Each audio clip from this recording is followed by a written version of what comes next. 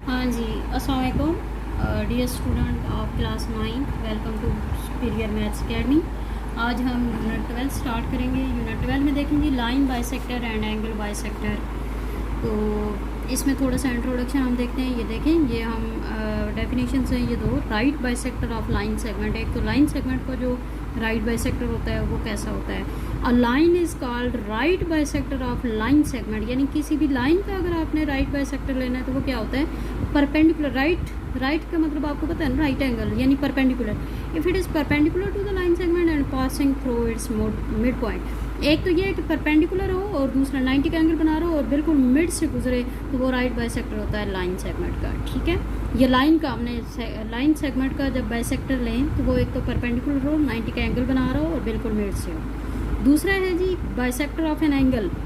A ray is called a bisector of line segment. एक ray का मतलब होता है कि एक साइड पे उसको आप बढ़ा सकते हैं ना, वो तो लेंथ की तो बात नहीं होती ना कि कितनी लेंथ हो उसकी, वो तो आप जितनी मर्जी ले लें। A ray is called bisector of line segment if it divide the angle into two equal parts. एक एंगल को जब दो इक्वल पार्ट्स में डिवाइड करने वाली एक रे गुजरती है तो वो जो रे है उसको बी पी यहाँ पे इन्होंने नाम दे दिया है, is called bisector of angle A B C मतलब कि बी पर बाइसेक्टर ड्रा हो रहा है। ठीक है, if P is a point in the interior of the angle, अगर एंगल के अंदर एक पॉइंट जो है वो इंटीरियर एंगल पे एक पॉइंट हो पी, तो ए बी पी और पी बी सी दोनों जो है वो इक्वल होंगे। ठीक है, ये एक इन्होंने वैसे ही एग्जांपल दे दिया। असल बात ये है कि डेफिनेशन ये है ना, a ray is called bisector of line segment if it divide the angle into two equal parts. जब एक एंगल को दो इक्वल पार्ट्स में डिवाइड करने वाली जो लाइन होती है उसको हम कहते हैं बाइसेक्टर ऑफ एन एंगल, और जो एक लाइन के बाइसेक्टर यानी कि मिड से उसको कट करने वाली लाइन होती है उसको हम कहते हैं राइट बाइसेक्टर ऑफ लाइन। तो अब देखें जी थ्योरम की स्टेटमेंट, थ्योरम नंबर 1 हम देखते हैं। स्टेटमेंट क्या है, any point on the right bisector of line segment is equal distance from its and point. कोई भी पॉइंट अगर राइट बाइसेक्टर पे ड्रा किया जाए एक लाइन सेगमेंट के, एक लाइन के राइट बाइसेक्टर पे एक पॉइंट ड्रा किया जाए तो वो जो पॉइंट बनता है वो उसकी एंड जो उस लाइन के एंड पॉइंट्स होते हैं उनसे एक जैसे डिस्टेंस पे होता है। ये आपने प्रूव करना है। गिवन क्या है, एक लाइन है एल एम, ये एक लाइन है, intersect the line segment A B at point C पर जो ए बी लाइन को कट करेंगे इस तरह से कि जो एल एम है वो परपेंडिकुलर है ए बी पे। परपेंडिकुलर मतलब 90 का एंगल, ये देखें इस तरह बनाते हैं। पी इज अ पॉइंट, हमने यानी यहाँ पे लिखा होता है ना any point on right bisector of line, तो हमने पी यहाँ पे एक पॉइंट ले लिया एल एम पे। ठीक है, प्रूव आपने क्या करना है कि P का इस तरफ डिस्टेंस इस एंड पॉइंट से और इस एंड पॉइंट से सेम होना चाहिए, यानी P is counter to P।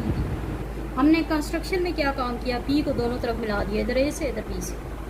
Proof में आ जाए जी स्टेटमेंट और रीज़न।